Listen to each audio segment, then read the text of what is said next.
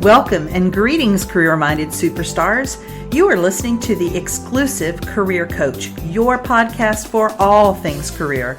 And I'm Lisa Edwards, the indispensable career coach for superstars just like you. Now let's dig into this week's topic, shall we? Go from dragging yourself to work each day to finding a job you love. The Career Spring program is for high-achieving and ambitious mid-level professionals like you who are looking for a job that uses your zone of genius, recognizes your value, and pays you what you're worth. If you're ready to learn more, schedule a complimentary consult using the link to my calendar in the show notes. Be sure to follow me on Exclusive Career Coaching on Facebook, Lisa Edwards on LinkedIn, and lisa.edwards on Instagram. Greetings, listeners. I'm offering a Best of the Exclusive Career Coach guest series this month. These are 3 of my favorite guest episodes, and many of you haven't heard them yet.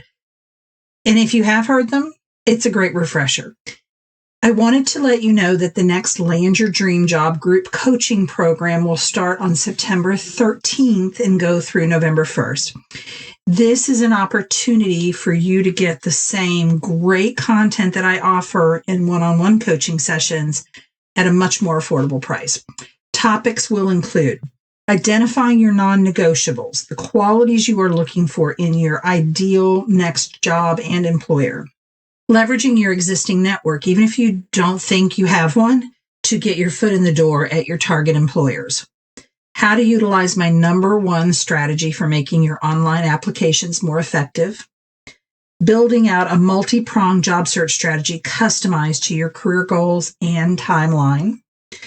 And recognizing and addressing the negative thoughts that will hold you back from job search success. These are 8 weekly group coaching sessions, and all of that is for just $7.95. And if you bring a friend and register together, the second registration is half off, just $3.95.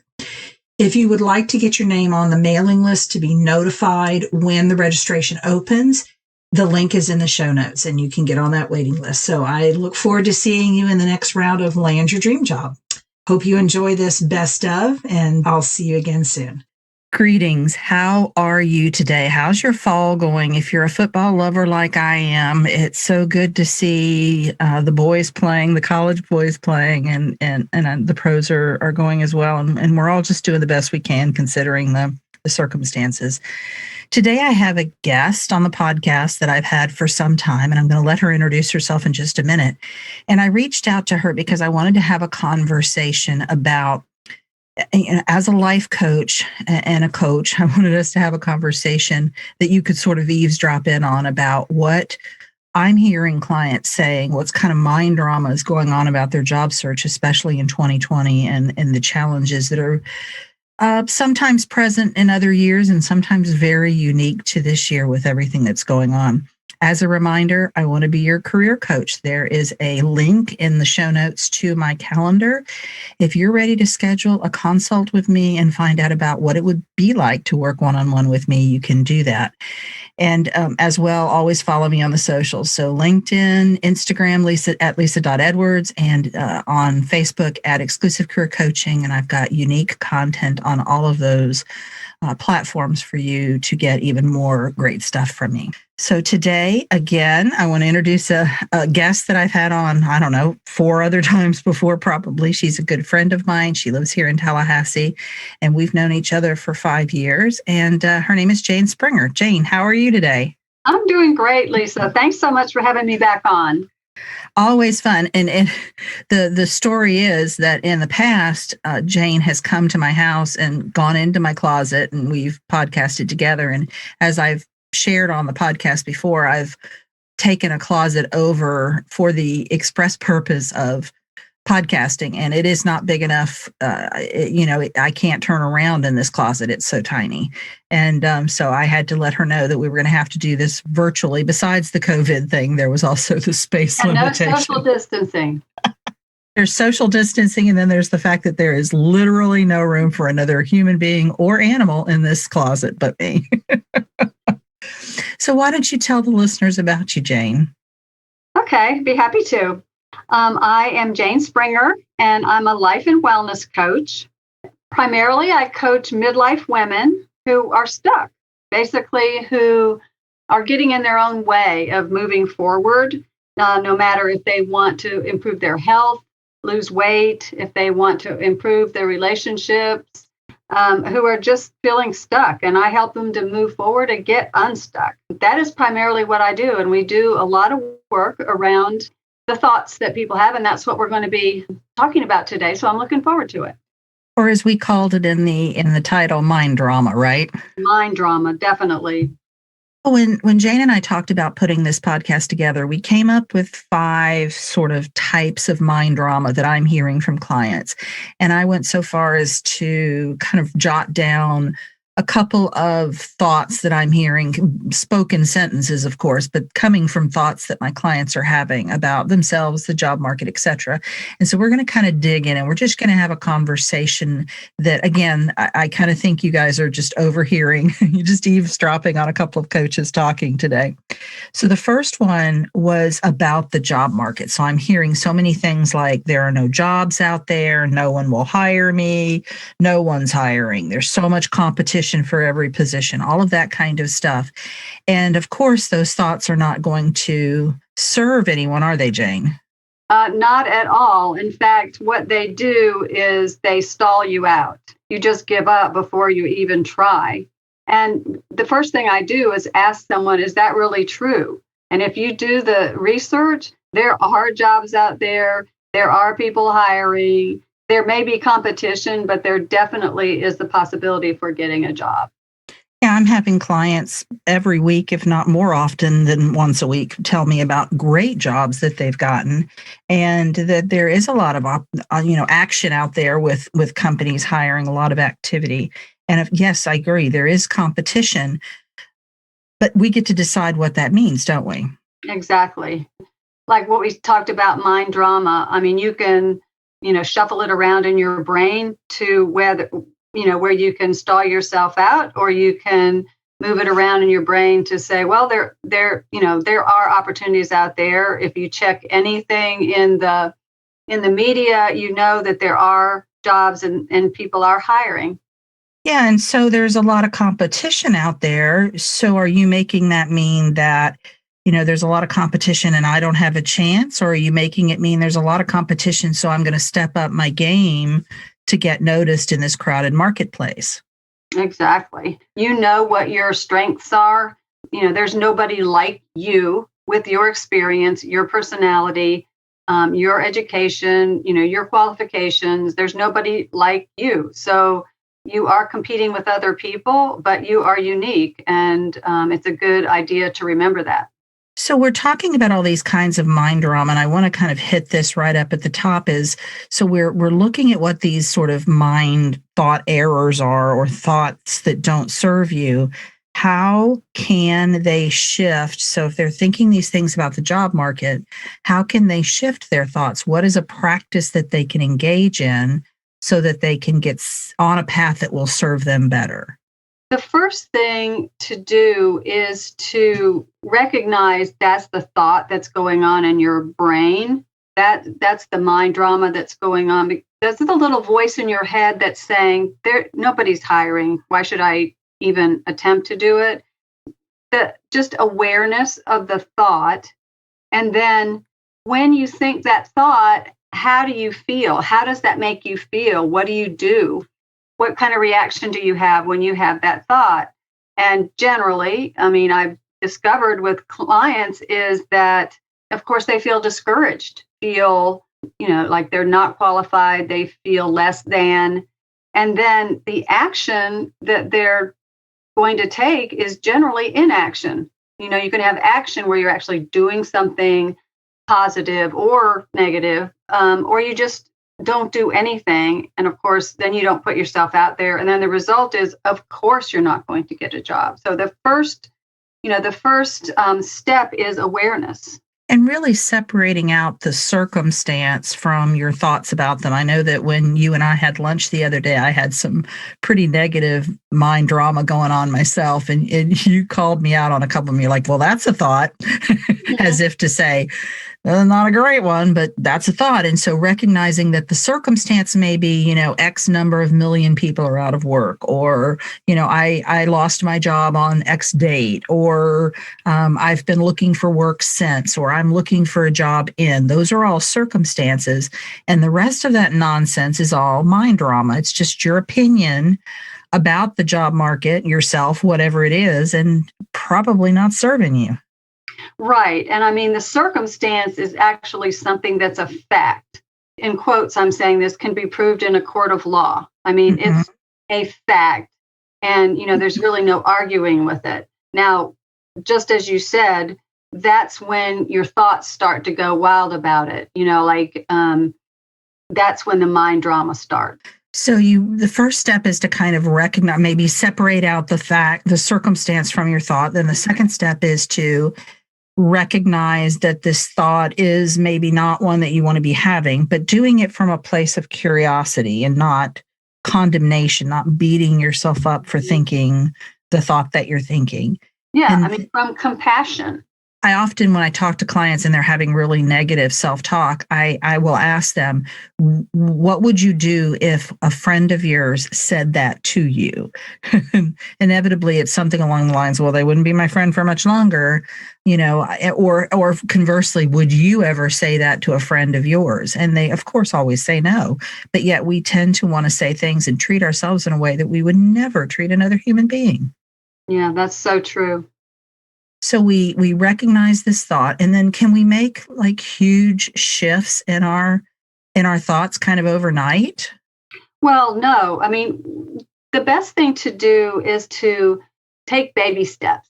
Like if we're looking at the thought, there are no jobs out there, you could just take the small baby step of saying to yourself, there are some jobs out there. Acknowledging that there are some jobs out there. And then that can shift how you feel and what action you take and what your result is. Like, when you use terms like no and no ones, those kinds of things, you can shift those just a little bit, jockey it around a little bit so that you don't have to go to, there are tons of jobs out there. If that's not quite something you can believe yet, but just, take baby steps and small shifts.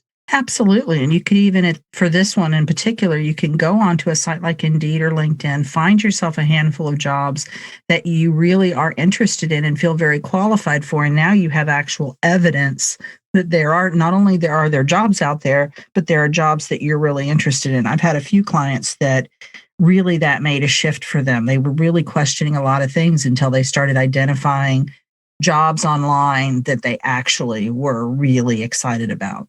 Mm-hmm. And one thing that I think holds people back is that the quality of your thoughts sometimes has to do with the people you hang out with and the people that you're talking to, because you're friends with somebody who's also looking for a job, or you're even speaking to your parent or someone else who said, I read today that there are no jobs out there.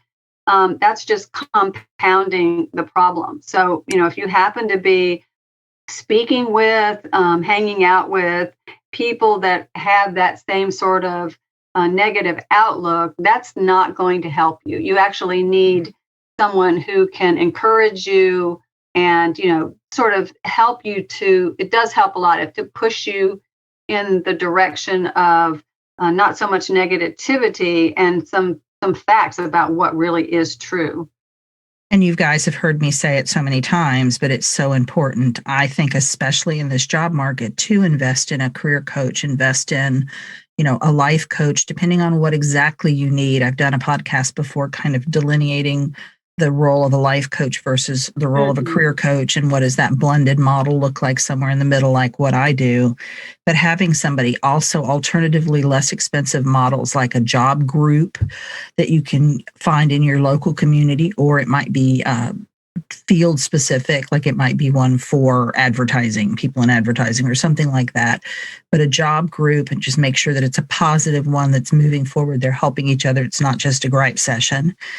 And other kinds of things like that may be lower cost or even free alternatives to a one-to-one coach. Exactly. what you need is a new point of view. Talking with someone else, group or whatever, can help you move forward instead of staying in this spin and this mind drama. Yeah, and the definition of insanity is doing the same thing and expecting different results. And so if what you're doing isn't getting you the results you want, then it's time to have some kind of a shift so that you can get different results. Exactly. Okay, the second category that I hear people with mind drama about is their qualifications and credentials. I remember recently I spoke to a gentleman who had been vice president, I think it was, of his company, and he had never gotten a bachelor's degree. He had, come up through this, they call it the School of Hard Knocks. And he, even with his level of experience, was concerned about his ability to get his next job without a bachelor's degree. And so this whole, I don't have the proper education, I'm underqualified, I'm overqualified, I don't have, I've had a few clients who feel like the fact that they don't have the project management professional, the PMP certification, if they're in the project management space, they have to have it, which is, by the way, not true.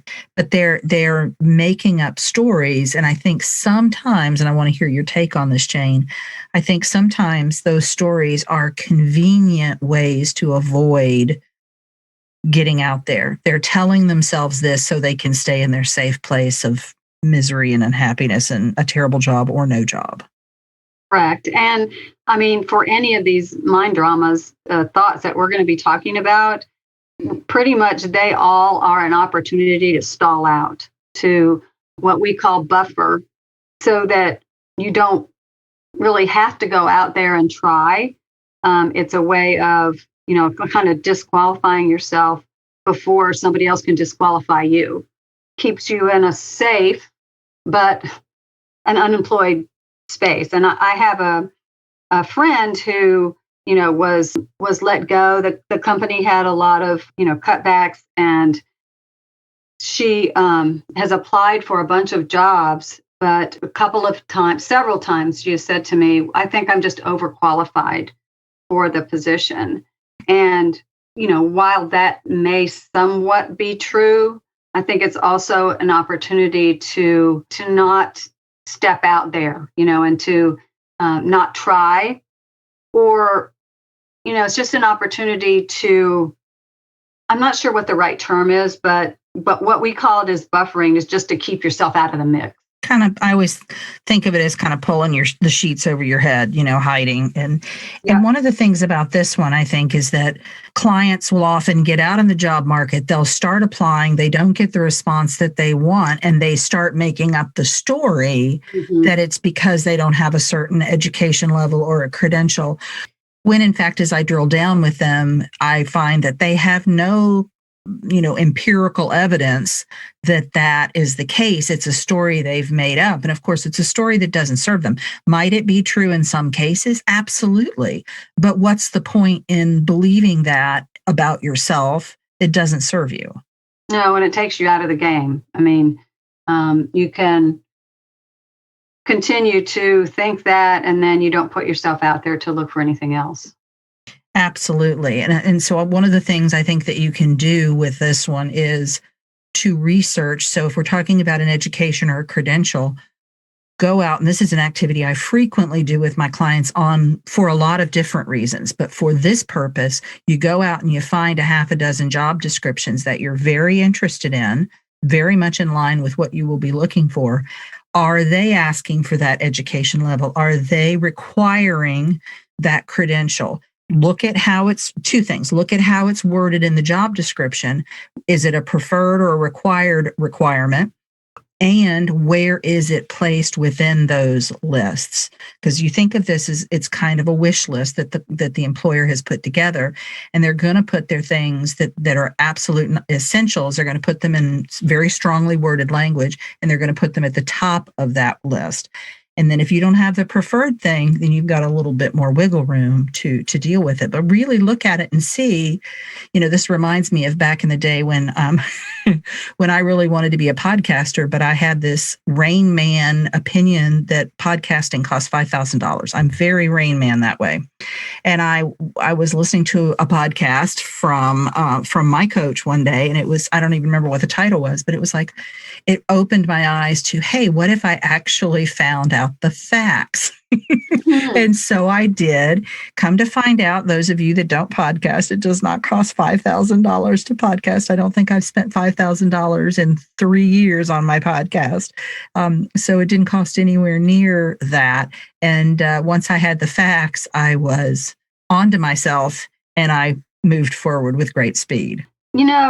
I think that sometimes employers, that they will put out there as a wish list. But if you've got maybe just below the qualifications that they have on there, but you've got a ton of experience, it doesn't hurt to try. It doesn't hurt to put yourself out there. And I think that people stop themselves too soon in the process. I mean, it certainly can't hurt. I know, getting turned down for a position is, not exactly uplifting, but you will never know if you don't try. If you just assume that you don't have the qualifications, then you'll never know. So, I mean, why not try? And two things I'll say about that real quick, and they've all been covered in previous podcasts. But number one is making sure that you customize your resume and your cover letter to cover that, right? Address that perceived gap, get it out there, bring it out in the open, and talk about what maybe equivalent thing you have, such as more experience than the average bear. And then the other thing is that plus one approach, where you are going out and getting someone in your network to advocate for you on behalf of that job, reaching out to the decision maker, someone, at the company who can hear that you are a really great candidate. And then oftentimes that will compensate for anything, perceived lack that you have. So definitely, be willing. That's good advice. Yeah, be willing to be brave. Got a lot of clients right now that are saying, should I do this? Should I do that? Whatever it is. And my response is exactly the same. I feel like I should just have a button and push it. And it's, what have you got to lose? Exactly. They may, turn you down, but you won't know unless you try. Exactly. All right, another one that I'm hearing, and this is interesting because typically this kind of mind drama about who you are as a human being, like your core belief in yourself, has been off pretty much exclusively the domain of my female clients. And yet I am now, because of the job market and how everything that's happened in 2020, I'm now hearing it creep into the mind drama of my male clients as well. And that's this kind of, I'm too, I think I did a podcast on this. I know I've written about it in social media, but I think that the topic was, how is TOO showing up in your life? And it's this concept that I'm too old, I'm too young, I'm too, whatever, that would not be favorable for the kind of job that you want. And then there's like, I'm not confident, right? So I've got people who have mind drama about, I'm not confident about interviewing, I'm not confident about I'm not confident about networking, or I'm just not good enough, right? I'm not good enough to compete in today's market. So it's this real core lack of belief in themselves.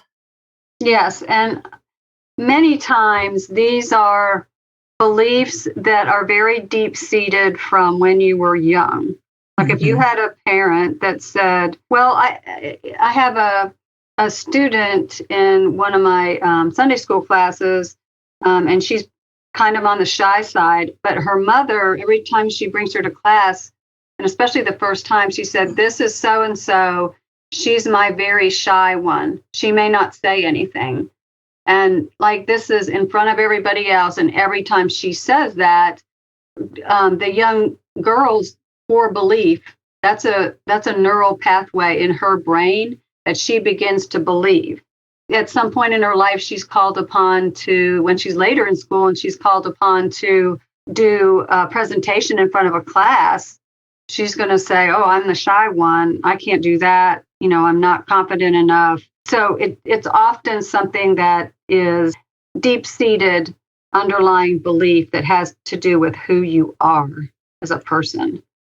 What do you do about that? So we've obviously got the therapy option, and I've talked about that on this podcast before. That my view of therapy is it's when you are operating at a subpar level for yourself, your personal opinion of how you run your life, how you function as a human. You are below par, and you want to come up to par. Whereas coaching is great if you are at par, you're functioning, you want to take it to the next level. So it sounds like with this one in particular, there may be some therapy implications.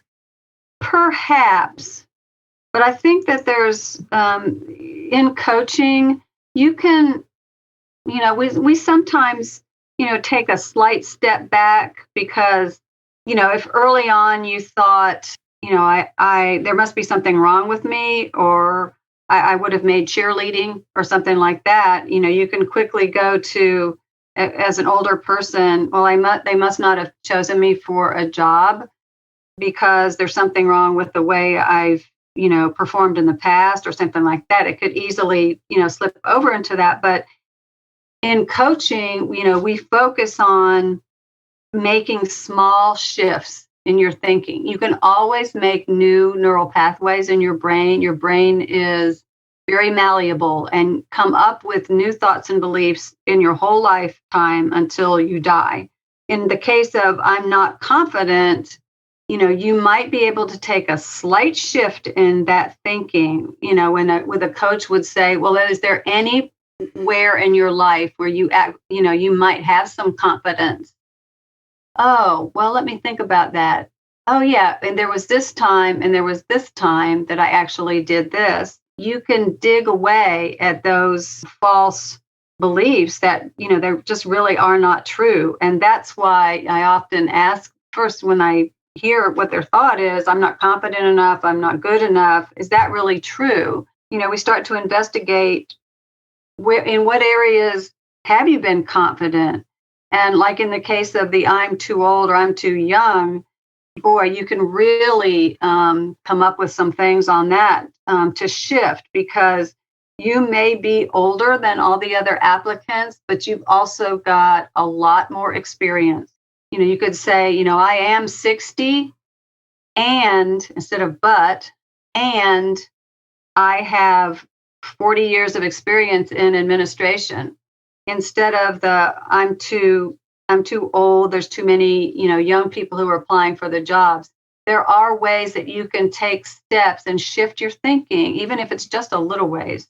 And to be clear, with all of these, there is truth in them, right? So, when we think about I'm too old, the fact of the matter is, for some employers, they will see you as too old. Mm-hmm. The mind shift around that I encourage my clients to make is, if they don't want you because they think you're a dinosaur, you don't want to work there either. That's not a fit. And I also point out with that client, so if we're using the example of age, I point out I have clients who aren't a good fit because they're too young, they're too educated, they're too uneducated, they have some sort of a disability that it doesn't suit them for the job, that doesn't kind of allow them to physically perform the job or mentally perform the job. There's always going to be some of that going on. So it's focusing on the companies that see you as just the right age. They see you as having just the right experience, and they do exist.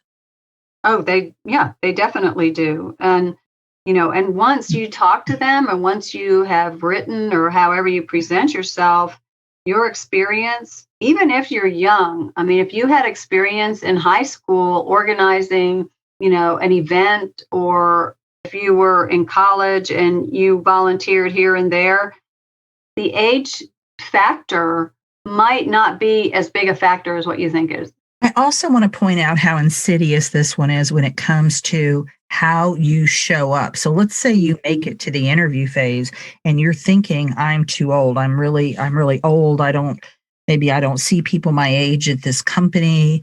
or in general, I've been older than the people that I've, interviewed with, you show up in a certain way. It may cause you to actually kind of show up old. You may show up, certainly the non-confident one. In fact, I did a post recently on kind of this crazy notion that we have that we're going to have all this self-drama. I'm not confident. I don't know what I'm doing. I may not be good enough for the job, all that mind drama. And then we walk into the interview and we're confused as to why the employer didn't select us. It's pretty obvious they picked up on it, whether they were actually aware of your lack of confidence or whether they just smelled it. They smelled something that didn't smell right. They weren't quite sure what they were smelling, but it was like repellent. It was like hiring repellent.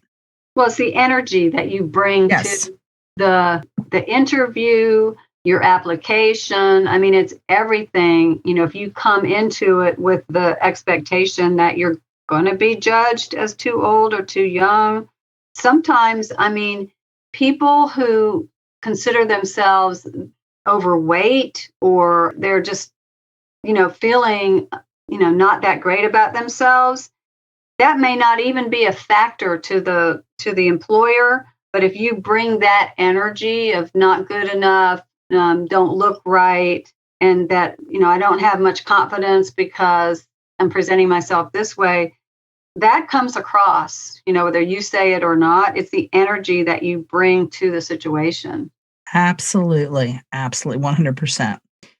So another area that I hear a lot of mind drama around, and fortunately, when they're coming to me, they're usually ready to deal with this version of the mind drama, which is kind of around their job search skills, their job search strategy. So they're saying things like, I don't know how to interview. I don't know how to plan a job search. I don't know how to network. I'm not good at all of those things. I'm not a good interviewer. I'm too shy to network. So they're having all of those kinds of thoughts. And I think there's maybe, we can put these people into maybe three categories at least. I'd like to hear what you have to say about that. So there's the people who recognize these thoughts about themselves, or maybe they don't recognize them, but they don't do anything about it. They allow those negative thoughts about their skill set relative to the job search to keep them out of the job search. Then there's the people at the other end of the spectrum who recognize this or suspect it. I had a client recently, she's like, and we drilled down, and it was not clear evidence that she didn't know how to network, but she was concerned, about interviewing. She was concerned that her interview skills weren't up to par. So she hired me. We're starting week after next to get working on her interviewing, networking, job search skill set. And then there's maybe the people in the middle. They're aware enough that they have these issues that they reach out to somebody like me, but then they don't take that next step. They decide that it's too much money. They're not worth spending this money on. It won't make a difference if they spend this money. So what do you think about those? I recognize all three of them in the clients that I've talked to. And it could even be, in terms of some of the clients I work with are ones who want to attract a partner, let's say, and they're of the same three categories. They say, I'm too shy to get out there, or they know that they need to do something about it, but they don't do anything about it at all. I mean, it's the same type of situation. Mm-hmm. And that is when having someone like you or me to help them, move past that, because, obviously the best choice, if you have those beliefs going on, is to do something about it, to practice. Networking does take some practice, and you have to put yourself out there. So practicing with somebody else, could really help you. If you don't do anything, then that same thought is just going to keep you stuck. I mean, and that's, some of the things I work with and you do is, they want a job, but they don't really want to do the work that is necessary in order to move forward. Exactly. So this is such a resolvable version of mind drama when you hire someone like us to walk you through that. And what I see with my clients, particularly around the interviewing piece is after we finish the second interview coaching session, their confidence goes through the roof because they're improving, and they are seeing that because we record it, but also they're getting that feedback from me about what they're doing well and how well they're answering questions, and the ones that they're not doing so well with, we come up with a strategy and they have homework to do to improve those. So their confidence goes through the roof, so they can go into that interview.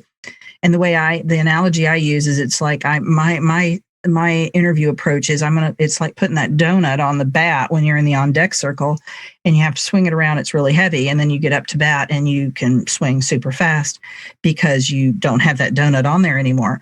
People often tell me the actual interview is not nearly as hard as what I put them through. And that's very intentional. So there's this confidence that comes with knowing whatever you throw at me, interviewer, I've got this because I've had these practice sessions. The one thing you can count on is that if you don't do anything to change the thought or, change the situation, you certainly are not going to get the job because you've got this belief going on. What we just talked about, the energy, lack of confidence will show through. And what'll happen is the inevitable, rejections will happen. You'll have an interview, but you won't get the job, and it'll happen many times. My ratio is usually it takes about 10 interviews to get one job offer. So if you're believing that you're not a good interviewer and you have these inevitable rejections that everybody has, your narrative is it's because I'm not a good interviewer. And then that's just going to, if we graph out your interviewing skills, it's just going straight downhill. Right. And you're keeping yourself small in that situation, caught up in, like we said, in the mind drama, keeping you from what you really want in the way of a job. So the last one we've got is around your focus. So I've got a fair number of people that are just questioning whether they should chuck everything they've done so far and go in a completely different direction.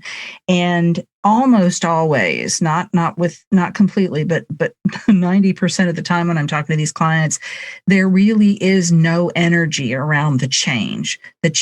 So whatever it is they've been doing is where the energy is. Mm-hmm. The only thing that's kind of surrounding the change is it's that fear, right? So I'm not seeing jobs in whatever it was I've been doing for 20 years. So let me go over here and do this thing that I have, very little, if any, experience in, or in an industry that I have very little experience in. And the way that I coach clients around that is I just want you to think about, if you're having trouble competing in the job market where you have experience in the job function and the industry, how much harder is that going to be when you are lacking one or both job function or industry experience? And where are you going to, come out in the pile when you do that? So we really want to look at what the motivating factor is, what the thought is. And it's almost always one of scarcity around their current job, trajectory. Like there's just no jobs there. So let me go over here. It's better over there than it is here. Exactly. And if they are in the state of confusion, I don't know what I want to do next. Confusion, it's a feeling that doesn't serve you, definitely, and it keeps you spinning in the same spot. And, it can just breed more lack of confidence, and it does not, as we've said, move you forward. But if you don't have to put yourself out there. If you're saying, I'm confused, I don't know what to do next, that fear, activates, and you're, giving your self-talk about, I don't know what I want to do. And then that keeps you safe, not in a good way, but it keeps you safe from being, maybe turned down for a position, but it definitely keeps you stuck.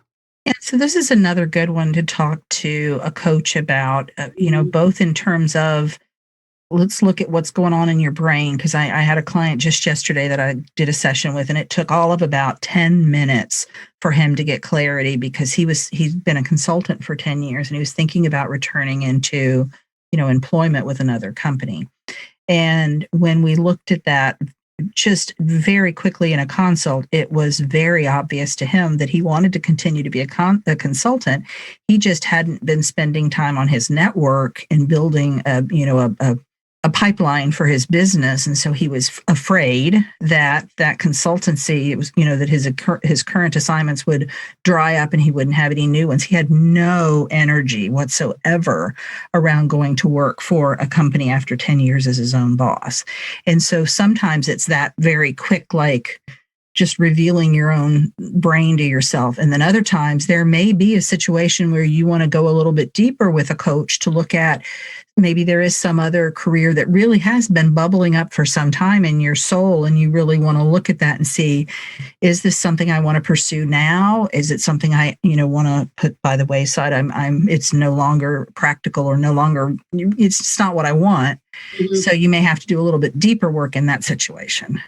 I have found, it's so true, Lisa, is that there may have been a little flicker in their brain that gives them a little bit of excitement when they think about doing a particular job or, pursuing a particular thing, and they shove it down. They say, well, that probably wouldn't work, or that's too much work, or, they stay in that fear state. But when you dig a little bit deeper with a coach, you discover that is what really lights them up. If that and field that they really want to work in, then you can, talk over what would it involve for you to, shift over to that.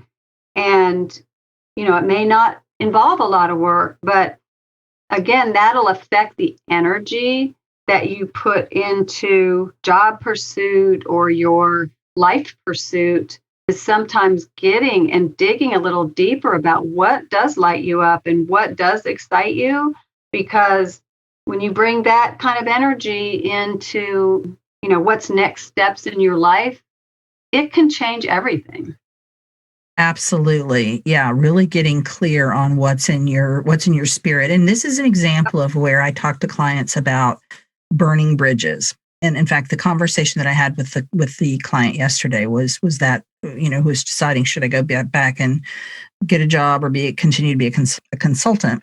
The reason I say burning bridges is I want you to make a decision between those two things, and then I want you to have your own back about that decision. And I want you to burn the bridge of the other option, because what I see when clients keep those options open. So I'm going to stay in my current, career field, or I'm going to go over here and become a whatever. You're divided. Your mind is divided. Your spirit is divided. And what will inevitably happen is you go down one road, whichever, one you start off on, and something happens, So if we're talking about staying in your current field, you're out there, you're looking for a job in your current career field, and you get a rejection. You're like, oh, then I must not be supposed to do that. I'm going to go over here and pursue this new field. And then that's going to get hard at some point. Then you're going to stop that, go back over and start trying to apply for jobs again. And it's very divisive. It's very, I think it's very difficult on your stress level and on your integrity with yourself. Definitely. It is an integrity with yourself thing. And, I have found this in my weight loss coaching, is that some of my clients, have tried different programs. Of course, they've tried a dozen different programs that didn't resonate. And when we dig a little deeper, this is just an example, it's, that what was it about that, what was it about that program that didn't work for you? We talk about that. And then, then I say, what would work for you? What would make it more exciting to you? What would help you stay committed? And it may turn out that there's a particular kind of exercise, or they want to bring their faith into it, and that would motivate them. It's a matter of doing a little excavating, and that can, really turn things around. Yeah, and that's such a good point, because sometimes I have clients who don't know whether they're in the wrong career field or just the wrong job. And so looking at that and kind of what am I longing for? Maybe it's just found in another company doing the exact same thing. And I think we both have tools to help people decide whether it's a career issue or just a job issue. Exactly. Agreed.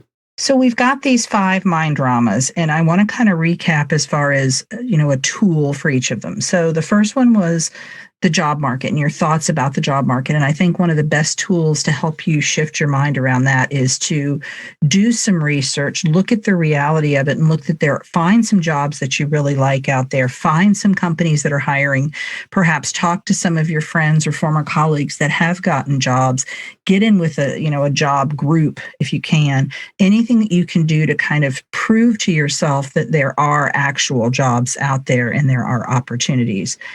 The second one was your qualifications and credentials. So again, going back to job descriptions that you're really interested in, and do they in fact require this degree or this certification or credential that I don't have, or is that just all in my head?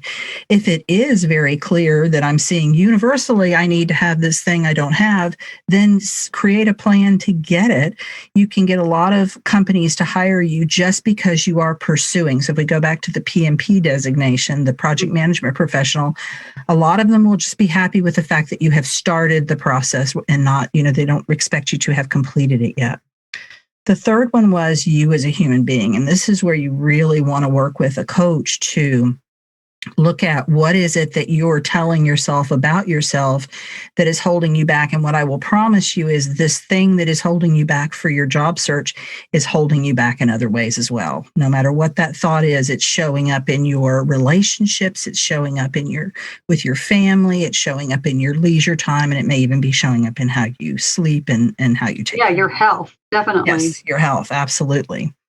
And the fourth one was your job search skills and strategies. And this one is so important to get with a coach, get with some kind of help at whatever price point you can afford. So whether it's free resources, things like this podcast, or the free webinars that I do every Thursday, or a job group where there may be some expense, maybe not, and then all the way up to a one-on-one coach that's going to be probably the most expensive option, but definitely going to give you the most one-on-one attention. Mm-hmm. And then finally, your focus. So getting clear on the direction that you want to take, being undivided in your intention for yourself, setting those intentions, being very clear, and then having your own back about that intention. So this is another one that it's really good to have the help of a coach I like your term of excavating those thoughts and getting down there to see what's really in your soul. Is this a knee-jerk reaction to the job market,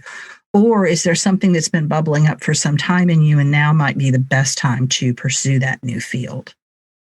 Definitely. And I have found so often is that my clients they're in this focus of spinning, like they think that there's something else. I'm going to change to here because this isn't working out. All that does is dilute things. Your talents out in the world, and it keeps you in a state of confusion, which doesn't move you forward. But it's so interesting and actually fun to excavate a little bit and see if there's something else that could really excite you, inspire you to move forward. I think it makes a big difference. So yes, it does help to have somebody help you dive into some of those deep-seated beliefs and desires and look at them a little bit and see if there's something that, might be more inspirational to you, or, just may give you more energy around the situation. And I think your point about, moving forward is such a good one, because I think if you're struggling to know what you're thinking around any of these things, if you're listening to this podcast and you're thinking, I don't know what I'm thinking, I don't know, I don't think I'm thinking those things, look at your results. If you're not moving forward in your job search or whatever your career-related or life-related goal is, if you have stalled out, if you're spinning and you're in the same place that you were a year ago or 5 years ago, whatever it is, this is a thought problem. You may think it's an action problem, but I promise you it's a thought problem. So really look at, do I have forward momentum in this area of my life to the degree that I want to have forward momentum? If I don't, then I want to get the expert help of somebody or something to look at what's going on there and what are my thoughts that are holding me back. That's the key to the whole success of this, achieving the goals that you want in your life. If you've got thoughts and feelings that are holding you back, it's time to take a closer look at those, and so that you can move forward and achieve the goals that you want. Well, this has been fantastic, Jane. I hope that the listeners have enjoyed eavesdropping on our talk, our Coach Geek Out session. Yeah. How can listeners find you? Well, they can reach me at my website, and my email is jane@janespringer.com. Very simple. I'm happy to do a free strategy call with anyone who is feeling stuck, is in confusion, relationships, health, weight, and that is the best way to get in touch with me. And I am on Facebook, and I am on Instagram, and you can find me at any of those places. But probably the best way to reach me is jane@janespringer.com. And feel free to go look at my website. I've got a lot of free information, blog posts, and all out there for people to look at and get to know me a little better. Excellent. Well, thank you so much, Jane. It's been a pleasure as always. And you guys take advantage of these resources that Jane has laid out for you, and also hopefully give some thought to whether you're getting the forward momentum that you desire in your career and in your life. And if you think that either one of us can help you, give us a jingle, and we'll work with you. Oh, Lisa, one more thing. I've got a free gift for your listeners. Oh, excellent. Tell us everything. Okay. So if you're feeling kind of in that state of depression here in the COVID life, I have a free thing that you can download, and it's at janespringer.com/feel better.